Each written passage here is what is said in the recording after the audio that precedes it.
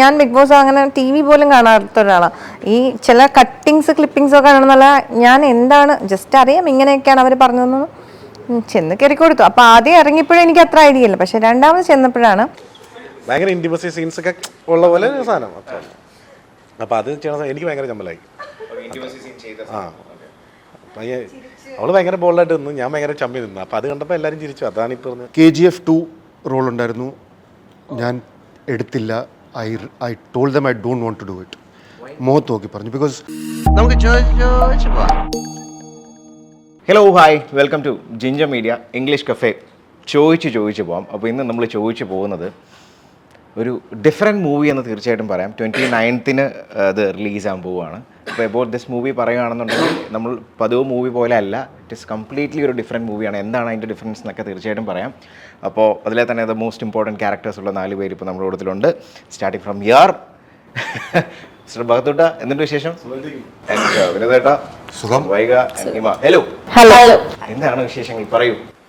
ശേഷം അടുത്ത പരിപാടി ഇത് റിലീസാവുന്നു 29-ന്. സംഭാഷണമില്ലാത്ത സ്പെഷ്യൽ ത്രില്ലറിൽ നമ്മൾ ഭയങ്കര ഒരു ചലഞ്ചിങ് സാധനമായിരുന്നു. ആണ്. പിന്നെ ഡയറക്ടറിന് നമ്മളെ മൊത്തമായി വിട്ടുകൊടുത്തുകൊണ്ട് അദ്ദേഹത്തോടൊപ്പം നമ്മൾ പണിയെടുത്തു. കംപ്ലീറ്റ്ലി ഇത് ആൾക്കാർക്ക് അത്ര ഒരു പരിചയമില്ലാത്തൊരു പരിപാടിയാണ്. എനിക്കും വലിയ പരിചയമില്ലാത്ത സംഭാഷണമില്ലാത്ത മൂവിയോ? പിന്നെ ആലോചിക്കുക, പെട്ടെന്ന് പറയാണ് ഇന്റർവ്യൂ ചെയ്യണം പക്ഷെ സംസാരിക്കാൻ പാടില്ലെന്ന് പറഞ്ഞാൽ എന്ത് ചെയ്യും? ആംഗ്യത്തിലൂടെ പിടിച്ചു. അതെ, രസമായിരുന്നല്ലേ? അല്ല, അതിലും നമ്മൾ അവസാനം പേര് പറയും, ഇതിൽ അതും ഇല്ലല്ലോ. അത് ലാസ്റ്റ് അല്ലേ? ആക്ച്വലി ഇപ്പോൾ നിങ്ങൾക്ക് എല്ലാവർക്കും ഈ സംഭവം വന്ന ടൈമിൽ ഫസ്റ്റ് ഈ പറഞ്ഞതുപോലെ സംഭാഷണമില്ല, ദിസ് ഇസ് എ മൂവി, ഇതാണ് പരിപാടി എന്ന് പറഞ്ഞപ്പോൾ ശരിക്കും കിട്ടിയ ഒരു ഫീൽ എന്താണ് ഫസ്റ്റ്? കാരണം ഞങ്ങൾക്ക് ഇത് അറിയാൻ ക്യൂരിയോസിറ്റിയാണ്. എന്നെ സംബന്ധിച്ച് എനിക്ക് ഭയങ്കര ഒരു എന്താ പറയുക, എങ്ങനെയായിരിക്കും ഇത് ചെയ്യുന്നത് എന്നുള്ളൊരു വല്ലാത്തൊരു ആകാംക്ഷ ഉണ്ടായിരുന്നു. പിന്നെ സിനിമയ്ക്കൊരു ഭാഷയുണ്ടല്ലോ, സിനിമ ഒരു ഭാഷയാണ് എന്ന് വിശ്വസിക്കുന്ന ഒരാളാണ് ഞാൻ. അപ്പോൾ അതിലൂടെ വർക്ക് ചെയ്യാൻ പറ്റുന്ന ഒരു സിനിമയാണ്, അതൊരു വലിയ ഭാഗ്യമായിട്ടാണ് ഞാൻ കാണുന്നത്. അതെല്ലാവരും കിട്ടുന്നൊരു ഭാഗ്യമല്ല, സിനിമയുടെ ഭാഷയിൽ ഒരു സിനിമ ചെയ്യാൻ പറ്റുക. ഡിഫറെൻറ്റ് സംഭവം. ശരിക്കും ഈ സിനിമയെക്കുറിച്ച് ആദ്യം പറഞ്ഞപ്പോൾ എനിക്ക് തോന്നി ഇത് എങ്ങനെ ഇത് കൊണ്ടുപോകും, ഇത്രയും സമയം ആളുകൾ ഇരിക്കുമോ എന്നുള്ളതായിരുന്നു എൻ്റെ ടെൻഷൻ. പക്ഷേ ആ സിനിമയിലൂടെ സഞ്ചരിച്ചപ്പോൾ മനസ്സിലായി ഇതിന് ഡയലോഗ്സ് ആവശ്യമില്ല. കാരണം എല്ലാവർക്കും റിലേറ്റ് ചെയ്യാൻ പറ്റുന്ന നെക്സ്റ്റ് എന്തായിരിക്കും സംഭാഷണം ഇല്ല. ആവശ്യമുണ്ടെങ്കിൽ നമുക്കൊരു ആവശ്യമില്ല, അതാണ്. അപ്പോൾ അതിലേക്ക് കയറുമ്പോൾ അത് ഒരു സന്തോഷം ഉണ്ടായ ഒരു കാര്യമാണ്. ആ എക്സ്പീരിയൻസിലൂടെ കടന്നു പോകാന്ന് പറഞ്ഞാൽ എളുപ്പമല്ലല്ലോ. ഞാൻ സംഭാഷണമില്ലാത്ത റോൾസ് ചെയ്തിട്ടുണ്ട്, നോട്ടത്തിലൂടെ മാത്രം ചില ഷോർട്ട് ഫിലിംസ് ഒക്കെ ചെയ്തിട്ടുണ്ട്. പക്ഷേ സിനിമ ത്രൂ ഔട്ട് അങ്ങനെ പോകുന്നത് ചലഞ്ചിങ് ആണ്, അത് രസമായിട്ട് എക്സിക്യൂട്ട് ചെയ്യാൻ. ഇത് ഡയറക്ടർ മൂവിയാണ്. ഭഗത്തിന്റെ വൈഫാണ്. ഭഗത്ത് ഭയങ്കരമായിട്ട് ഇഗ്നോർ ചെയ്ത് അതിൽ വിഷമിക്കുന്ന ഭഗത്തല്ല ക്യാരക്ടർ.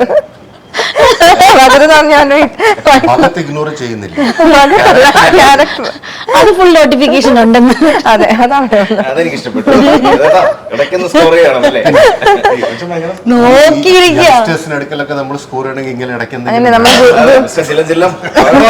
ഗുരുവാണ്, ഗുരു.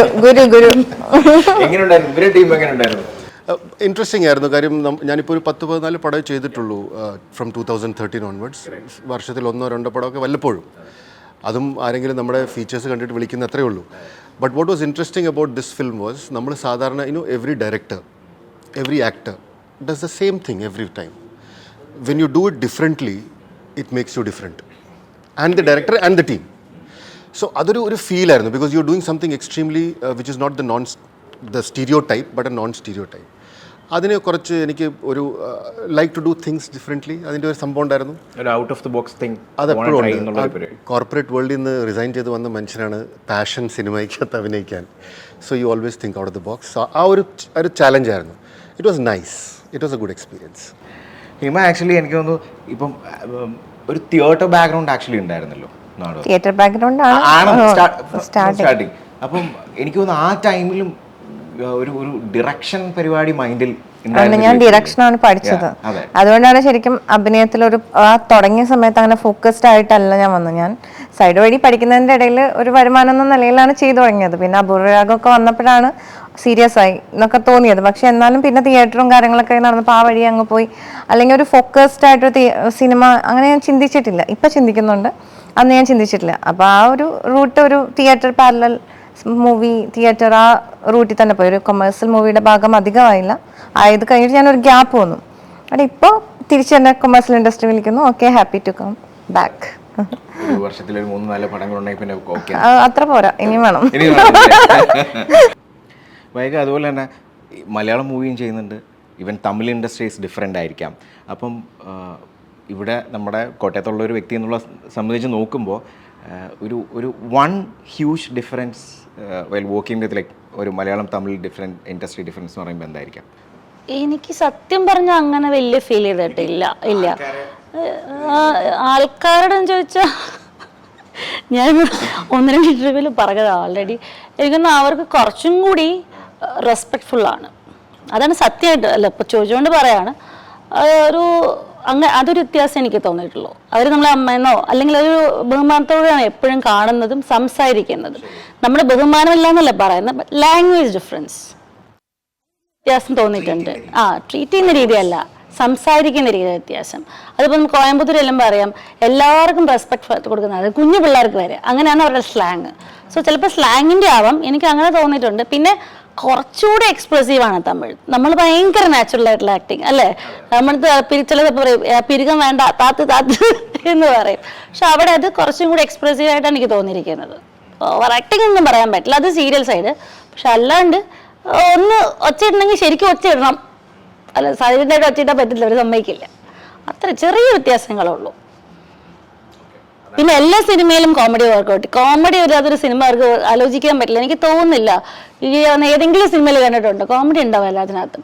നമ്മുടെ അകത്ത് സബ്ജക്റ്റാണ് കുറച്ചുകൂടി. നമുക്കൊരു കോമഡി വെക്കാൻ വേണ്ടി ഒരു സീൻ വെക്കൽ പരിപാടിയില്ല അല്ലേ, കുറച്ചുകൂടി സബ്ജക്റ്റ് ഓറിയൻറ്റഡ് ആണ്. അവിടെ അങ്ങനല്ല, ഒരു പാട്ട്, 2 കോമഡി സീന്, ഒരു 2 കോമഡിയൻസ് എങ്കിലും ഒരു സിനിമയിൽ ഏതെങ്കിലും ഒരു, അതായത് ഇൻക്ലൂഡ് ചെയ്യാൻ വേണ്ടി തന്നെ അങ്ങനെ സീൻ എഴുതി ഇൻക്ലൂഡ് ചെയ്യും.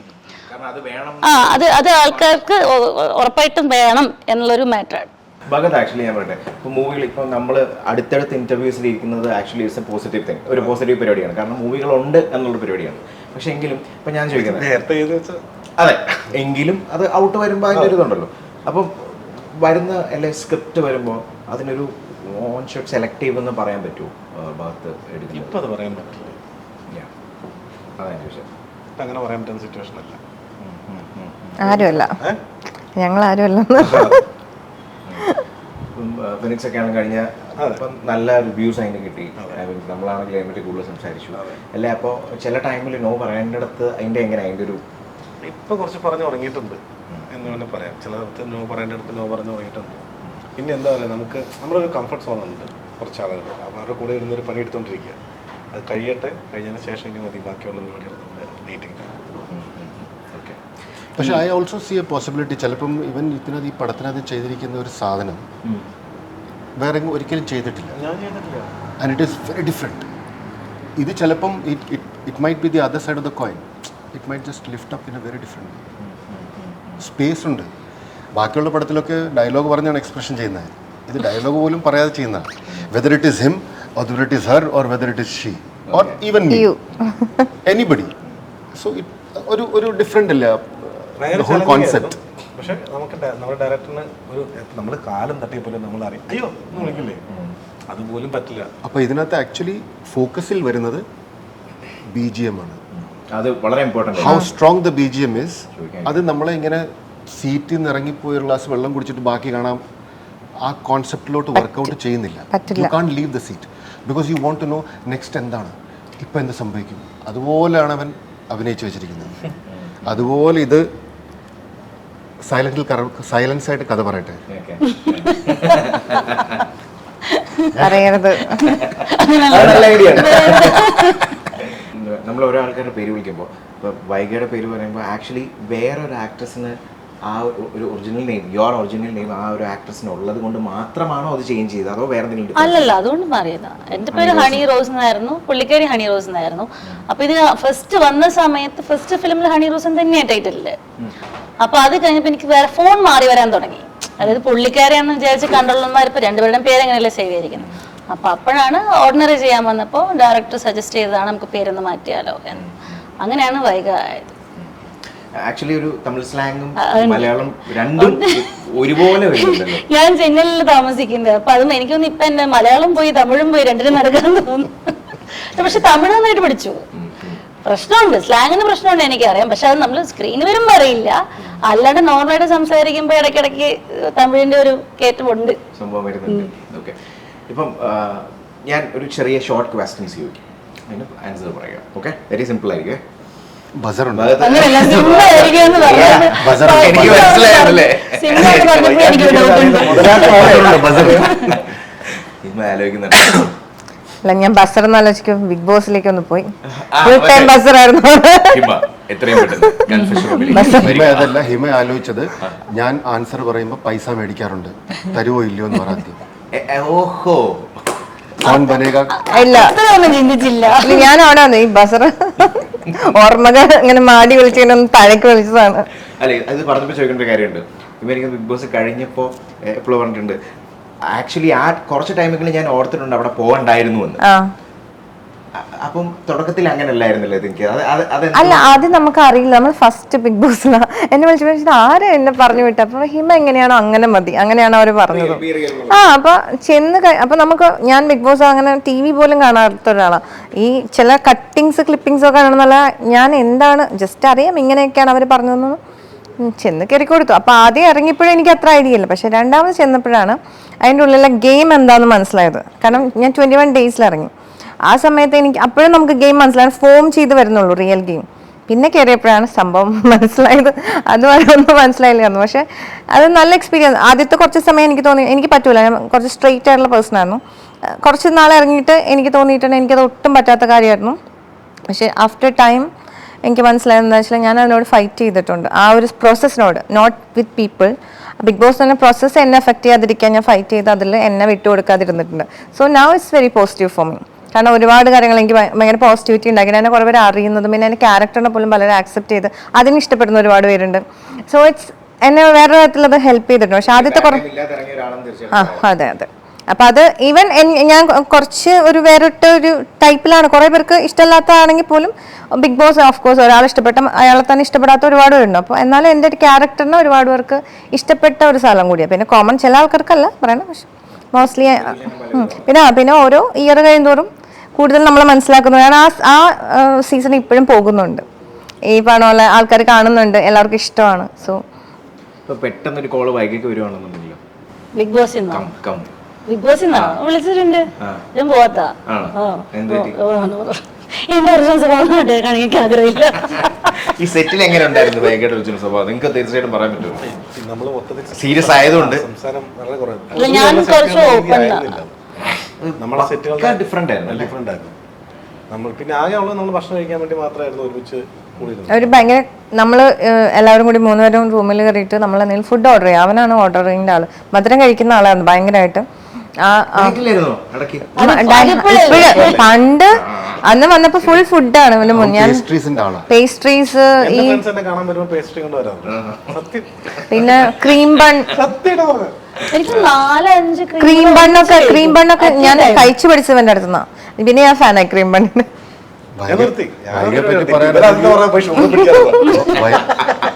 വൈകയെ പറ്റി പറയണമെങ്കിൽ ഒരുപാടുണ്ട്. ഞാൻ ഇന്ന് രാവിലെ കോമ്പിനേഷൻ ഇല്ലായിരുന്നു. ട്രോളിന്റെ ആളാണ്, ആ ലുക്കിലേ ഉള്ളൂ. ഞാൻ ഇന്ന് രാവിലെ പരിചയപ്പെട്ടപ്പം അശോകൻ ഡയറക്ടറും ഉണ്ട്, പ്രൊഡ്യൂസർ ജോബിയുണ്ട്. പുള്ളിക്കാരി വന്നു എന്താടാ ഇങ്ങനെയൊക്കെ ചോദിച്ചു. അപ്പൊ ഞാൻ അശോകൻ ചോദിച്ചു എന്താ ചോദിച്ചു മലയാളത്തിൽ നല്ല ഫ്ലുവൻ്റ് ആയിട്ട് ചോദിച്ചു. അപ്പൊ ഞാൻ അശോകനോട് ചോദിച്ചു, വൈകയ്ക്ക് മലയാളം അറിയാം, തനി മലയാളിയല്ലേ? ആണോ? ഞാൻ ഇതുവരെ വിചാരിച്ചിരുന്നത് proper Tamil born and brought up ആയിരുന്നു. നമ്മുടെ പാലക്കാരിയല്ലേ അല്ലേ ന്യൂസ്. അതെ, ഓക്കെ. അപ്പോൾ ചോദിക്കാം. ഇപ്പോൾ നിങ്ങൾ പറഞ്ഞു, പക്ഷെ എന്നാലും ഈ ക്വസ്റ്റ്യൻ ഇതിന് ആപ്റ്റാണോ എന്ന് അറിയത്തില്ല. ഫുൾ സീരിയസ് ആണ് എന്ന് പറഞ്ഞു, പക്ഷെ സീരിയസ് ടേക്ക് എടുക്കുമ്പോഴെങ്കിലും ഏതെങ്കിലും ഒരു പെർട്ടിക്കുലർ ഷോട്ടിൽ അത് വേണ്ട അല്ലെ ചിരിച്ചത് വിട്ട ഒരു എല്ലാവർക്കും സംഭവിച്ചു ഉണ്ട് ഒരു പ്രാവശ്യം അറ്റ്ലീസ്റ്റ്. എല്ലാവർക്കും ഒരു പ്രാവശ്യമെങ്കിലും സംഭവിച്ചോണം ആദ്യം. ഇവരുടെ കേസിൽ ഉണ്ടാവാൻ ചാൻസ് ഉണ്ട്. സാധ്യതയുണ്ട്. ഒന്നുണ്ട് ചിരിച്ചിട്ട്. ഉണ്ട് ഏതായിരിക്കാം? സിറ്റുവേഷൻ പറയണ്ട. അതെ, ഞാൻ കണ്ടിട്ടില്ല, അത് അവരോട് തന്നെ ചോദിച്ചു. വെറുതെ പറയൂ. ഒന്നുമില്ല. എല്ലാം വെറുതെ Thread ആണ്. ഒരു സീക്വൻസ് ഷൂട്ട് ചെയ്യുന്ന സമയത്ത് ഒന്നുമില്ല, ഭയങ്കര ഇന്റിമസി സീൻസ് ഒക്കെ ഉള്ള സാധനം. അപ്പൊ അത് ചെയ്യണ എനിക്ക് ഭയങ്കര ചമ്മലായി. ഇന്റിമസി സീൻ ചെയ്ത സാധനം. ഓക്കെ. ചിരിച്ച് അവള് ഭയങ്കര ബോൾഡായിട്ട് നിന്നു, ഞാൻ ഭയങ്കര ചമ്മി നിന്നു. അപ്പൊ അത് കണ്ടപ്പോ എല്ലാരും ചിരിച്ചു. അതാണ് എനിക്ക് തോന്നുന്നത്. അതോ ഞാനില്ല, അവരാണല്ലോ. ഞങ്ങൾക്ക് പിന്നെ അങ്ങനെ പിന്നെ നിർത്തി ചെയ്തല്ലോ. എന്ത് പിന്നല്ല. ആ കൂട്ടത്തിൽ വൃത്തിയുള്ളവരാ. ഓക്കെ, നമ്മുടെ പണ്ടത്തെ പ്രാങ്കിലോട്ടൊക്കെ ഓർമ്മ വരുന്നു അല്ലേ? 17-18. ഇത് എല്ലാവരും ക്വസ്റ്റൻ ആണേ.